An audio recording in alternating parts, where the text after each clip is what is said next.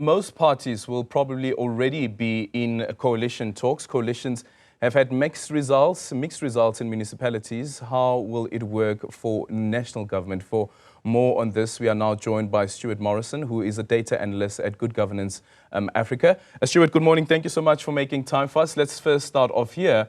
Looking at our legislation when it comes to the makeup of legislatures, the provincial legislatures, National Assembly, or even local councils, what is a coalition and what would necessitate a coalition? Good morning. Thanks so much, Aldrin, and a very good morning to your viewers at home. So to start off with, I think it's important to understand coalitions in the context of what we call a hung council, or parliament, in this case of the national election.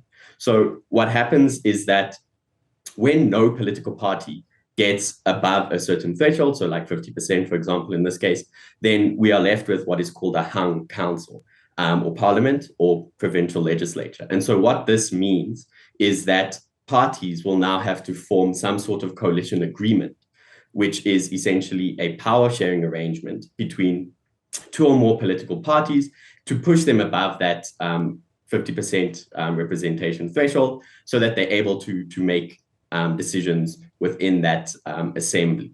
So that is generally just quite broadly what kind of coalitions are. We've seen coalitions at a local government level in South Africa before for quite a few years now. And so I think it'll be interesting to see how this new era of national coalitions actually takes place. It's interesting because between 1994 and the early 2000s, we actually saw some sort of coalition arrangement, right, as part of the transition out of apartheid. And so it'll be interesting to see how this new coalition agreement actually takes form. Yeah, but isn't the difference with 1994 that there the point was having a government of national unity because there is the transition out of democracy, and not necessarily a coalition because there was no outright majority. The ANC won those elections. Sure, yes. So the coalition agreement that took place in the 90s was definitely more of an agreement as part of that transition.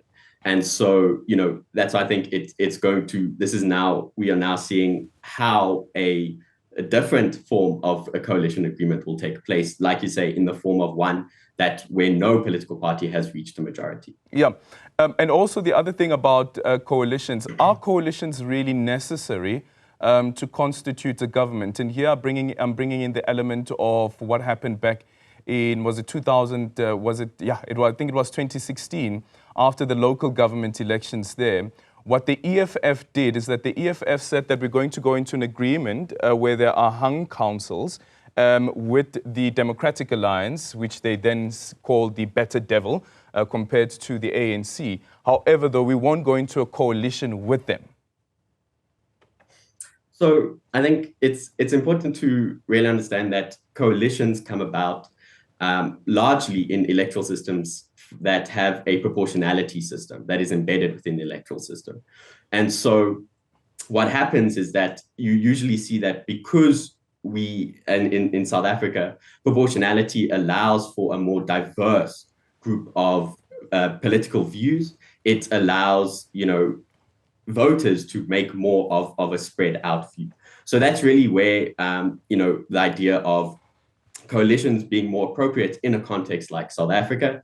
And we looking at it more nationally and provincially, I think it will be very important for national and provincial political parties to emphasize a level of cooperation going into these coalition discussions and stuff, because it is more important, especially now at a national and provincial legislation level, to have more kind of like formalized agreements as opposed to just having more of an alliance that allows you to get certain policies through. Yeah, so basically what I'm trying to go to is that it is actually possible to govern even from a non-absolute majority point of view, but the only problem is that there are difficulties, for instance, around passing budgets, difficulties around, for instance, what happens when it comes to oversight. But it is possible. Yeah, exactly. And I think one important thing to keep in mind is that with any kind of like coalition arrangement, it's very important that there's a level of accountability, both from, the public as well as within political parties themselves. And one way to actually achieve this is by making those sort of coalition arrangements public, because this allows, citizens and the public not just to know what the arrangement is, but it also allows them to then hold them accountable and be somewhat of a measuring stick going forward for the next 5 years. Yeah. Leading into the elections last year, the deputy president of the country had convened various political parties to have conversations around what happens in the case of a coalition. And some even thought that it would lead to some legislation that would guide us when it comes to coalitions, because right now, it depends on the political parties. And look at the multi-party charter, they're already disagreeing with each other on the way forward. They did say that they're going to have a meeting, but they also have a different understanding on what the agreement is that they've signed into. Yeah, so, I think having a formalized piece of legislature and framework will actually allow for coalitions to go more smoothly, right? Because you will find that political parties are also in quite a new kind of territory, right? Because in the past, there's been this kind of like oppositional dynamic, right, in government, where you have a ruling party and you have the opposition parties. But now the dynamic has changed, where these different parties actually have to cooperate and work together.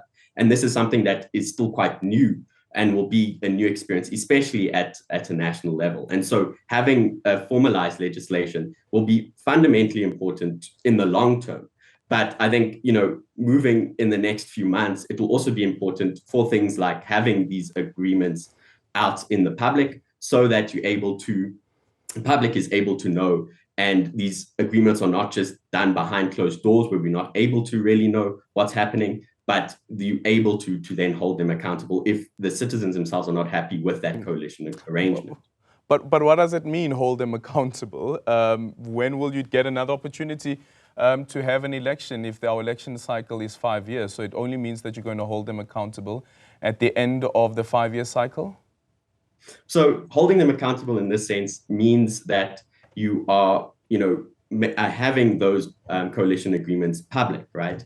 Because when you have the coalition agreements public, it means that citizens are now able to actually understand what, was agreed to and all of that stuff. And so if citizens are not able, and this is between elections, so we don't have to then wait until the next election cycle, we can, the public can hold the political parties accountable within, the 5-year period.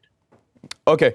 Another issue here is also when it comes to the president, and looking at what has happened now at a local government level, specifically, for instance, municipalities and metros such as Johannesburg. A point that was raised there was that the concern is where you find that a political party like Al Jama that has 1%, secured 1% in the city of Joburg, yet the first citizen in the city of Joburg is coming from that political party, even though the electorate didn't express outright support for that political party. So what does this mean then in the minds of voters as well, considering that I may have, for instance, voted for the Democratic Alliance or for the ANC that has come out with higher numbers compared to a smaller political party, yet it is that smaller political party that then will become, that then will take up the top seat, whether it is the presidential seat or in the case of the city of Johannesburg, the mayorship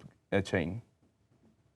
Thanks. Yeah. So I think in this context, it's going to be, it will probably play out a bit differently than what we've seen at a local election level. And that is just because, there is a lot more kind of pressure and weight around, having a national level coalition.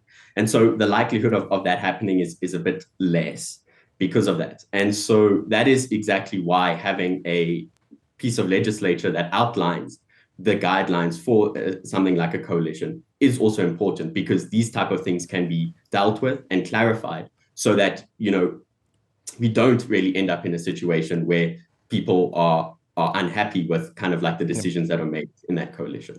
Just quickly, Stuart. So, in the absence of legislation, we don't have legislation right now. If there is an agreement that political parties would go into those who would constitute a coalition, would that agreement be a legally binding document, though? No, it wouldn't necessarily, and that's why it would be important for it to actually be made public. Formalization does take a long time as well, so that's another option, is actually to formalize it, although that would also not necessarily mean it's legally binding. But having it more formalized and having it out in the public would be two ways to kind of counterbalance the fact that it's not kind of, a legally binding thing. Okay, thank you so much for your time. There was Stuart Morrison, who is a data analyst at Good Governance Africa.